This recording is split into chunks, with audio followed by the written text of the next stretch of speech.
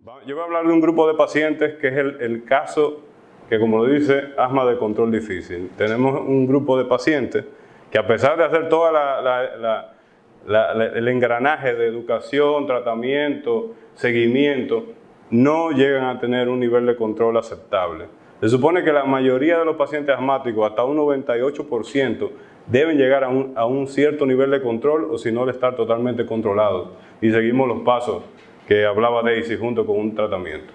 Ya no voy a abundar mucho sobre la definición que ya Daisy habló, pero hay algo que se agregó nuevo, incluso en la definición reciente de asma, que el asma es una enfermedad heterogénea porque hay inflamación casi siempre, pero juega un rol muy importante en la remodelación celular y de la mucosa muscular bronquial. Y hay pacientes que no tienen la triada clásica del asma. El asma realmente no se ha encontrado una cura, pero sí puede controlarse. Y la mayoría de los pacientes asmáticos pueden alcanzar un nivel de control a tener y llevar una vida con calidad y hacer actividades y no tener miedo y salir y andar y jugar y hacer cualquier deporte. No es tan fácil como leer un libro, que en una semana nos curemos, como muchas veces nos venden los tabúes y las malas concepciones de la población. Si vemos en la guía GINA, que es de la que más nos adherimos, realmente hay muchas guías, todas van más o menos al mismo tiempo y van al mismo objetivo, que es llegar aquí, a controlar al paciente, que el paciente no tenga síntomas diurnos, haga sus actividades ilimitadas, pueda hacer actividades sin problema, que no tenga síntomas y despertares nocturnos, necesidad de medicamentos de rescate, dígase broncodilatadores de acción prolongada, y que la función pulmonar medida por pico flujo, por espirometría, esté aceptable o muy cercano a lo normal y que no tenga crisis. El paciente no controlado es el que va a tener estos síntomas casi siempre presentes. De este caso de paciente que yo le voy a hablar hoy. En el curso del tratamiento, cuando vemos que la piedra angular del tratamiento de asma farmacológica es el esteroide inhalado en dosis bajas necesarias, que se va incrementando según la evolución del paciente, el uso de estados de acción corta a demanda, los medicamentos modificadores de los leucotrienos, los antileucotrienos, los medicamentos, esto casi no, siempre lo menciona la mayoría de la guía, lo que son la teofilina de liberación prolongada, pero rara vez se usa, esos son más dirigidos a adultos. Pero básicamente el medicamento de piedra angular que quiero quedar claro es el esteroide inhalado, en combinación algunas veces con un beta de acción larga, y el uso de los modificadores de leucotrienos. Junto con esa herramienta terapéutica y la educación, debemos controlar hasta el 98% de los pacientes. Que no caigan aquí, que es el paciente cuando no está controlado y empiezan lo que es la terapia alternativa de tercera línea de control de asma, como es los anticuerpos monoclonales anti-IgE. El engranaje del asma es diagnóstico, determinar factores de riesgo, determinar exacerbaciones, siempre valorar la satisfacción del paciente, la técnica de inhalación, como dijo Daisy, los síntomas, buscar los efectos secundarios, el test de control pulmonar, de control del asma, la función pulmonar medible, siempre examinar la respuesta, evaluar y ajustar el tratamiento. Siempre buscando el medicamento a menor dosis que pueda alcanzar un control adecuado del paciente y disminuyendo los factores de riesgo. ¿Qué pasa con el paciente que no está controlado? Peor calidad de vida, 15 más veces de riesgo de uso de emergencia, que lo vemos a diario a nivel público y privado. El paciente 20 veces más de posibilidad de internarse o de usar un servicio de salud de internamiento, mayor posibilidad de hacer un evento fatal que lleve al traste de la vida, uso frecuente de esteroides sistémicos continuamente y todos los efectos secundarios que trae esto, y sobre todo la mortalidad por asma que sí existe. Consume más del 50-80% de los costos totales de hospitalizaciones, servicios de emergencia y visitas médicas no programadas dentro de todas las enfermedades crónicas. Entonces, el término de asma difícil, y que quede claro que este es un paciente que ya debe estar, y yo siempre lo digo de manera jocosa, es el paciente del neumólogo pediatra. El otro asmático es de los pediatras. Este es el paciente de los neumólogos pediatras, de verdad. El que no quiere nadie.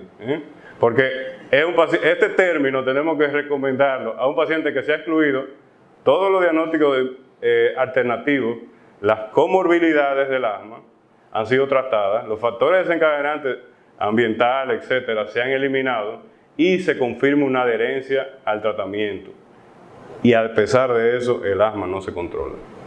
Hay pobre control o exacerbaciones frecuentes, más de 2 por año, a pesar de un tratamiento intenso, y requiere esteroides sistémicos casi siempre para poder controlar el asma. 5 preguntas que tenemos que hacernos cuando vamos a diagnosticar a un paciente, pensamos en un paciente con asma de difícil control. ¿Es realmente asma?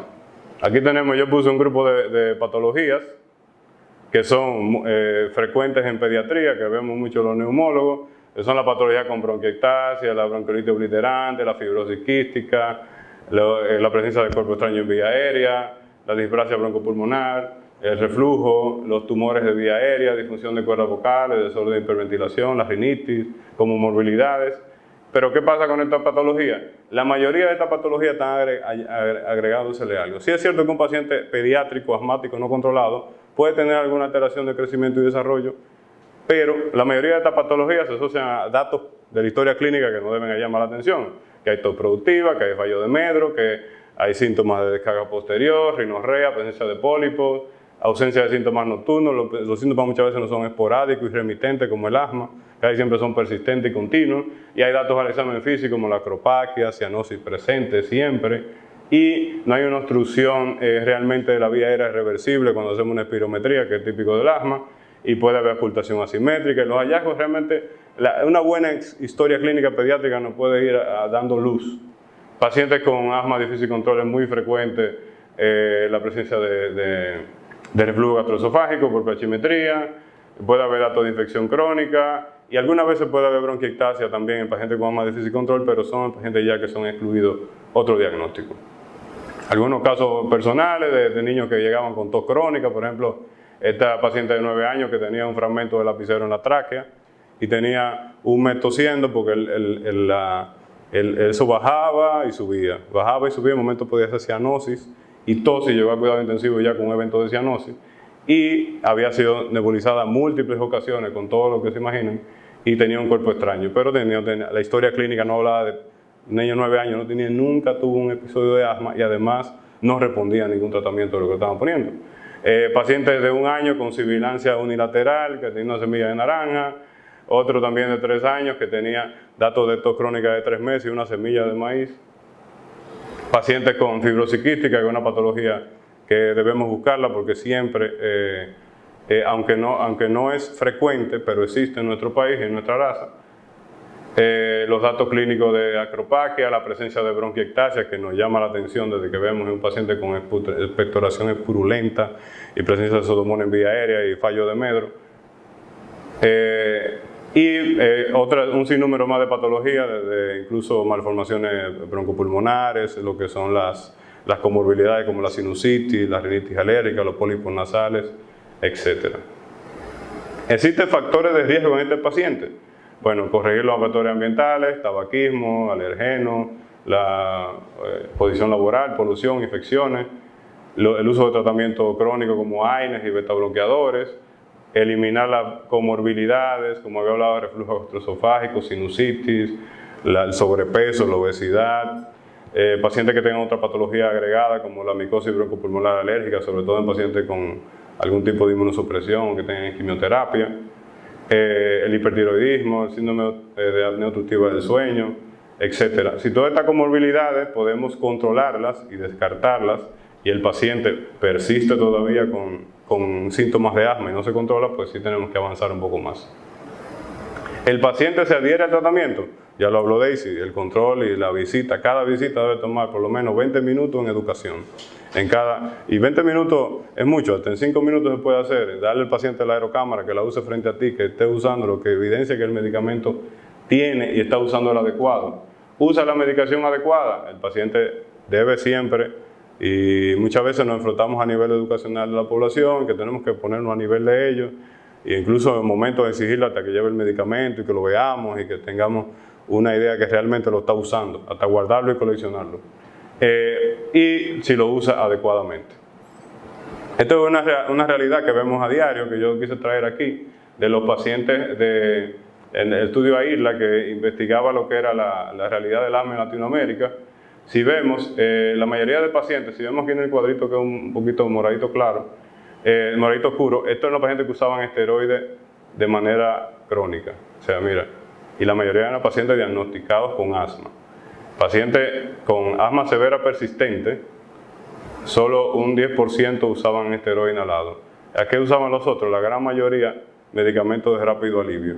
Ahí, ¿qué pasa? Ahí no son pacientes de asma de difícil control. Ahí son pacientes que no están bien controlados porque no están usando el tratamiento adecuado. Pero es una realidad, y la mayoría de los pacientes habían usado medicina recetada, 54% de venta libre de cualquier jarabe de salbutamol que vendan por ahí, o de lo que sea, y 16% para alivio rápido de los síntomas. Solo el 6% de los pacientes de toda esta población usaba esteroide inhalado. Y si se preguntaba realmente cómo el paciente decía la autopercepción de los síntomas, la mayoría decía que estaba bien controlado. Solo el 8% decía que estaba poco controlado. Y realmente no era así. No, eso no lo voy a decir. Entonces, el asma de difícil control, el asma de difícil tratar es la más frecuente, no la de difícil control. ¿Por qué pasa? Hay factores del médico, medicación inadecuada, dosis insuficiente, no explicar el uso del medicamento, factores del paciente, adherencia pobre, errática o nula, técnica inadecuada, factores del contexto, realmente la accesibilidad a los medicamentos son costosos, eso sí es algo que hay que exponernos. Realmente aquí no existe a nivel de salud pública un medicamento controlador de asma disponible y el paciente tiene que salir a comprar una receta que no barato cuesta 1.500 pesos. Y no siempre, usarlo mensual no es fácil muchas veces en la población. Educación, problemas culturales, desocupación, o puede existir lo que llama el paciente difícil, el médico difícil y el contexto difícil. Ahí no lo pusieron más difícil, pero todavía no es la asma de difícil control, lo podemos facilitar todavía. Entonces, ¿qué hacemos con este paciente? Paciente con asma grave. Tenemos paciente que está en tratamiento, que luego le voy a hablar de cómo lo podemos clasificar. El paciente de asma difícil tratar existen comorbilidades, problemas psicosociales, prueba de adherencia y tratamiento.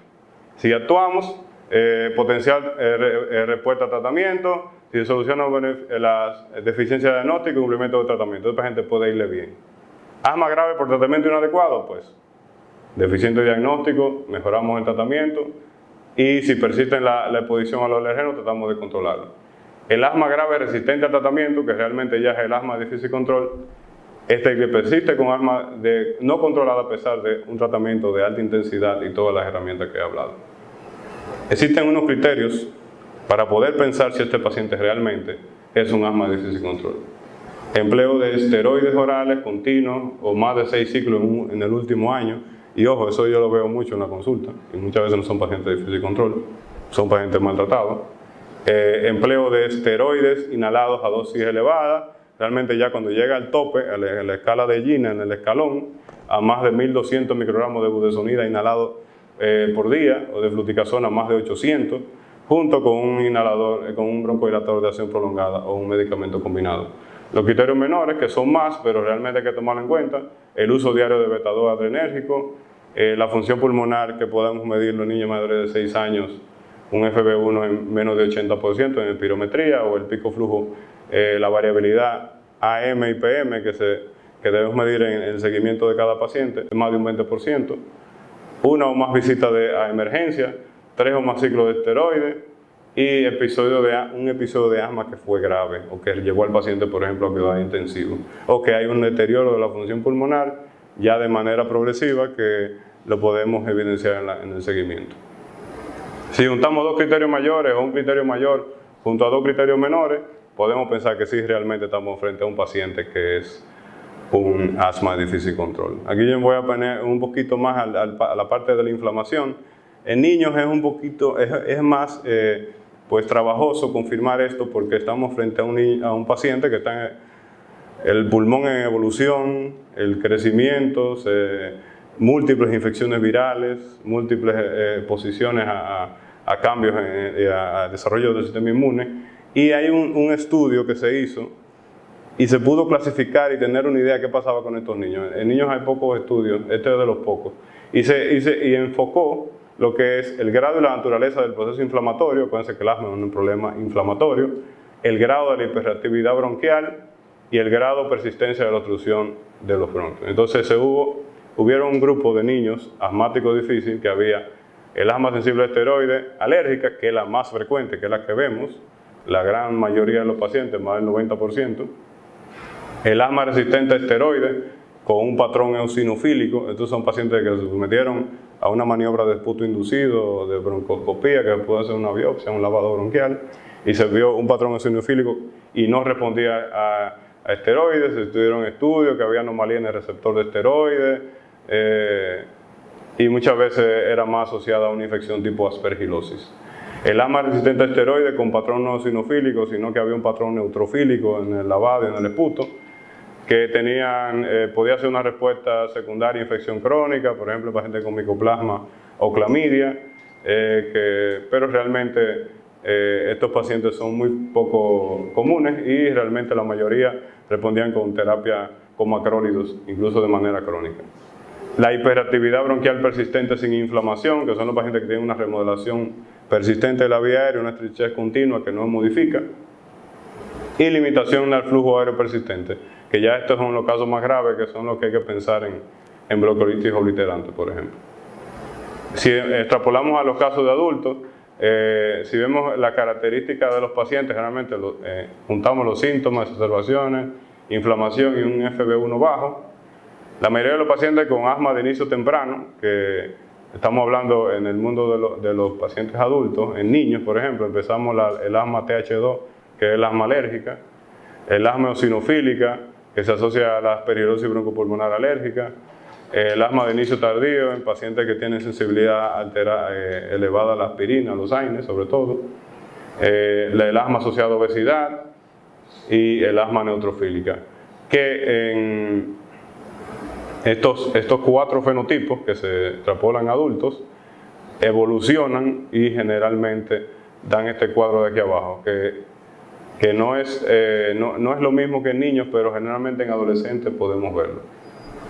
Entonces, ¿qué hacemos con estos pacientes? Estos pacientes deben llegar a un centro donde pueda haber una clínica de asma, y dentro de esa clínica de asma debiera existir una cápite de asma de difícil control, donde cuando llegan, es un paciente ya diagnosticado y conocido como asmático, se hace una historia exhaustiva, examen de radiografía de tórax, una espirometría, curva de flujo-volumen, se mide el pico flujo en la mañana y en la tarde con un ciclo de un mes, la medición del óxido nítrico desalado, que no siempre está disponible. Si el paciente, hacemos una espirometría y realmente hay una anomalía de la curva inspiratoria, no traje la imagen, pero se ven muchos pacientes que tienen disfunción de cuerdas vocales, que hacen cierre súbito de la cuerda vocal y se confunden muchas veces con crisis de asma. Si se sospecha ansiedad o hiperventilación, realmente hay que hacer una interconsulta con psicología. Si la espirometría es normal y la prueba de broncodilatación es negativa, se hace una prueba de broncoprovocación, que es estimular la reactividad bronquial con un medicamento como la metacolina y ver si cae la función pulmonar y confirmaría la hiperactividad bronquial. Prueba de ejercicio. Y si realmente se confirma el diagnóstico de asma, pero con este cuadrito podemos bajar a varias opciones. Entonces hay que optimizar la estrategia y el tratamiento. En la segunda visita siempre se hace una espirometría y el paciente, si realmente mejoró, caemos en lo que es el asma de difícil control falsa, que no fue real y el paciente mejoró porque tratamos adecuadamente. Si el diagnóstico es incierto, todavía el paciente no mejoró, y bueno, siempre ajustamos la estrategia educativa. El diagnóstico es incierto, pues sí avanzamos ya a pruebas más allá. Entonces vamos a hacer pruebas de función pulmonar más profundas, como la pletismografía, hacer un prick test, evaluación de alergia, tomografía, medición de celularidad en esputo, broncoscopía, test de sudor, etcétera, y interconsulta con otros servicios, psicología, otorrino, psiquiatría, etcétera. Y cada paciente, pues, en el seguimiento, en la tercera visita, siempre se hace una espirometría, se hace la prueba de broncodilatación, se ven los registros del pico flujo. Si el diagnóstico es diferente a asma, pues se puede derivar. Asma con factores agravantes, pues siempre se hace la evaluación de la educación y de cómo evoluciona el paciente. Si el paciente sí cae con criterios de asma de difícil control, hay que ajustar el tratamiento, nunca se suspende el esteroide, se van a mantener al tope hasta que podamos, si descartamos cualquier comorbilidad y la tratamos, entonces pasamos a lo que es el tratamiento ya de asma de difícil control. Actuar sobre los factores que influyen en la enfermedad. Tratamiento intensivo inicial, que puede ser dosis de esteroides altos hasta en dosis decreciente hasta de 21 días, dependiendo de la respuesta del paciente. Si baja la respuesta a los esteroides orales, hay que investigar la causa, o sea que el paciente mantenga una función pulmonar por debajo a pesar de tener esteroides. Tratamiento alternativo, que voy a hablar un poco de eso, y seguimiento siempre del paciente.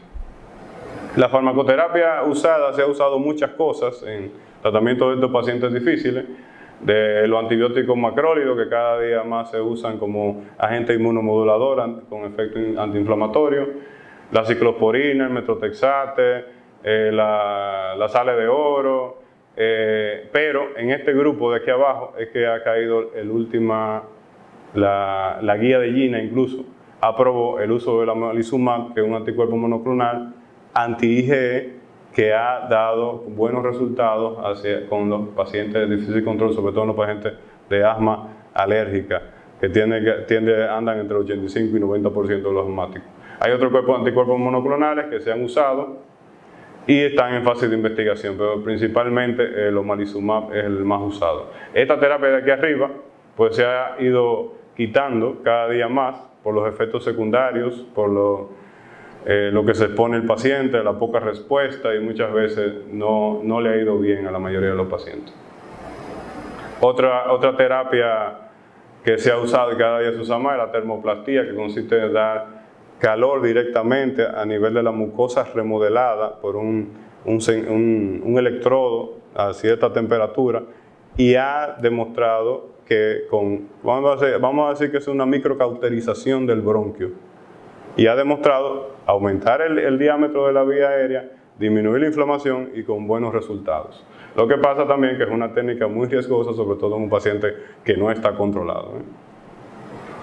Si recordamos lo que es la cascada de la inflamación del asma, donde entraba el alergeno y estimulaba la célula TH0 y se iba a caer siempre a la TH2, y había una degranulación del mastocito y se liberaba IgE, y la IgE iba a desencadenar la cadena inflamatoria. En esta cadena se ha investigado todos los pasos, desde el bloqueo del factor de necrosis tumoral alfa, de la interleucina 4, interleucina 13, antes de llegar a la degranulación de lo que es la célula, de la liberación de la célula B, y con efectos prometedores. Hay varios medicamentos como el infliximab, que bloquea el factor de necrosis tumoral alfa, pero imagínense los efectos secundarios si bloqueamos desde ahí. Los efectos secundarios pueden ser exposición a infecciones y muchísimas cosas más. Hasta ahora lo único que se ha demostrado y que se usa y que tiene buena seguridad es el bloqueador de la IgE, o el omalizumab, que es un anticuerpo monoclonal anti-IgE derivado de la IgG1, capa humana, o sea, es murino, es derivado del murino, del ratón, pero humanizado, que se une a la IgE libre circulante y bloquea la IgE de los receptores para que no haga la cascada inflamatoria, y no se une a las otras inmunoglobulinas.